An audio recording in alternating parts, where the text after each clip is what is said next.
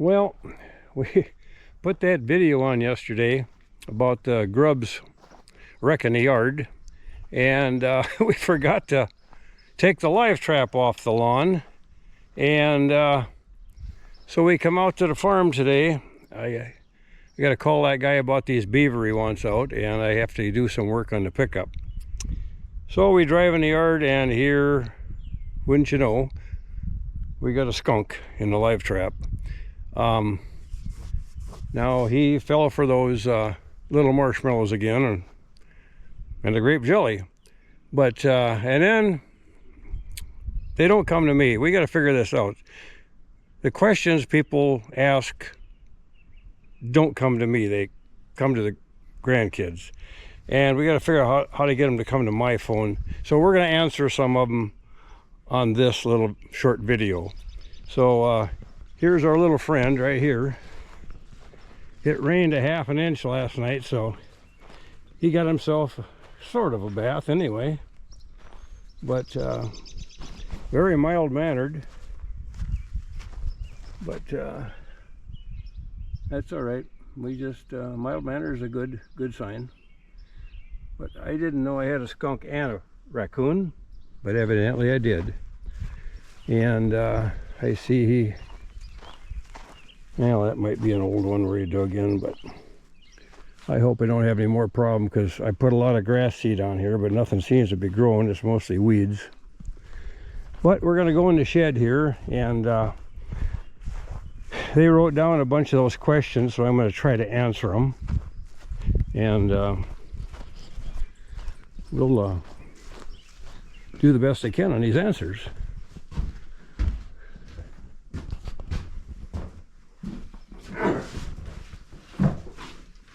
Okay. What made you want to trap? I don't know. It'd be my mother's cousin. He moved into a new farmstead. I must have been about 9, I'm saying. And we were out in his barn, he was milking cows. And he goes, I said, "What's this?" He said, "It's a trap. It was here when I moved in. It was a number 3.5 new house. I wish I still had it." And he said, "You can have it. I got no use for it." So my dad was an outdoorsman. He was just a farmer, and never owned a gun in his life, never owned a trap. And so my mother helped me. They said, "Let's catch something." So a badger dug a hole down the road. So we just went, and she helped me set it. I think he had to show us how to set it. And we put it in a badger hole, and I caught a badger. And I was hooked right then and there. So then I did almost all badger holes until I got another trap. Then I tried some gophers. And I trapped mostly badgers and skunks that were going to badger holes. That's how I got started. And then I got a magazine, Fur, Fish, and Game. And I read that and learned a few things, and I'm pretty much self-taught. Let's see, and I wanted to know what kind of trap I got my finger in. It was a number 5, and that's a big trap. And they want to know why I kept the fox and coyotes alive on that one video. Well, we sold live fox to 7 southern states. They have pens that we sold to 160 to 1,000 acre pens that they would turn the fox loose in there and chase them with dogs 6 nights a week. And then when they needed new ones, because the fox got too smart, they would dig a hole and run down the hole. Then they'd have to have new ones. And it went on and on and on, but it was good money. And then, okay, what's my favorite animal to trap? Well, I like bobcats, but they're very rare here. I've caught them in the western part of the state. I'm in North Dakota, eastern North Dakota. They've got them in western North Dakota. I've trapped them there.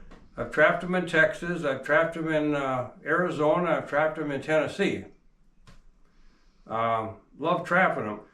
My favorite animal here is number 1, fisher, and then coyotes. It used to be fox when we had a lot of fox and hardly any coyotes, but now it's the other way around. Maine's killed the fox, now we got coyotes. And I like otters too. And I kind of enjoy beaver trapping too. I like everything. I just don't trap many muskrats or mink, but I used to snare a lot of mink when I trapped refuges. So I'm going to try to do some mink snaring this fall. I don't know if I can find what I'm looking for, but I still got a lot of mink snares. That was a learning curve, snaring mink, but I think I got like 34 of them in snares one year. My best year on, if I want to know what my best year was on everything. Well, the best 24-hour catch was 21 fox. I did that 3 times. 21 fox. Best beaver, I think, was 11 in one day. The best coyotes was 12 in one day. And I know my best day on skunks was over 20, but I never counted coons. Our coons die off about every 3 years, so they never get real thick here. Probably the most coon ever caught in a year was maybe 40. And you wanted to know how come I'm always stuck in the mud. Well, I watch a lot of trapping videos. I don't see anybody getting stuck in the mud like I do here. We got some real terrible gumbo here, and you can't get out of it when you get in it. It's hard to trap in. What was my best year on animals? 803 fox and coyote. But I trapped all year round for the government, for the Game and Fish, and for myself, and in the live fox market. So 803 predators, we'll call it. My best year on beaver, this is it. Best year I ever had on beaver was 78, but I was trapping other things. This year my son said you got to trap 80 beaver because you're 80. Well, we got to 80, and I'm sure I'm going to trap some maybe this week, maybe some more this fall, because I promised the guys I'd be in there this fall. But my favorite thing to trap right now is snaring coyotes. I love snaring coyotes. Let's see here. I wanted to know what animal he should start with. I said, if you're really new, muskrats and gophers, they can be a lot of fun, and you can learn a lot. How do I feel about woman trappers? Love it. I wish there was more of them. Do you make apparel out of your skins? No. I have a lot of things tanned, and some guys like to buy it from me. But I've never made a garment out of it. And then they ask, have you ever trapped in the South? Well, Tennessee, Arizona, and Texas. I would consider that the South. And then some more questions here. I'm going to start wearing a camera, see if we can't get better with this sound, and especially in the wind. I didn't even know YouTube existed. I knew nothing about it until my son told me about it, what his idea was. He's had some health issues. He goes, why don't you get YouTube and go on YouTube? And I go, what? Well, since he turned me on to it in the first part of March, I haven't even watched a television show. I just watch YouTube now. And do I have a lot of thieves in my area? In the 70s, it was kind of bad, but nothing anymore. I don't have anything stolen anymore. And what do you do with 80 beaver? You sell them. They make cowboy hats out of them. And that's about all the questions that they wrote down for me. So this is just a little video we put together, and we're going to call that guy now and see if he wants us to come and trap those beaver yet. It's so far away though that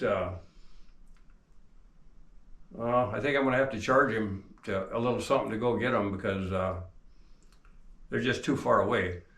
But and then somebody wanted to know what time I get up in the morning. Well, I go to bed at 9 o'clock. I get up at 4:30, and I get ready and I go to the park. I'm helping out at the park. They can't find anybody. And so then I drive out to the farm at 2 o'clock. So we get going about 3. And then I got to jump in the shower at 6:15 to be back in Fargo at, well, she likes to be there by 7:30 so we can have supper and I can be back in bed at 9. So I don't have a lot of hours to trap. And so in the beginning I was skinning the beaver, but I don't even skin them anymore. It's the same price, skun or unscun, so why skin them? I've only got so much freezer room, so I got to sell every week. But, and then, well, I was going to talk some about those little deals that I lost 4 beaver on, but, and then the last 2 traps we did set, we never got it on camera. I set them by myself. We were going to go back the next day and check them. They were both stolen. So, but we know who took them. And the last guy that tried to trap there, he stole his too. But we're going to get them back. So, but I haven't had anything stolen since the 60s, or 70s rather. So that's it for now. And please hit that button, subscribe and like. Thank you.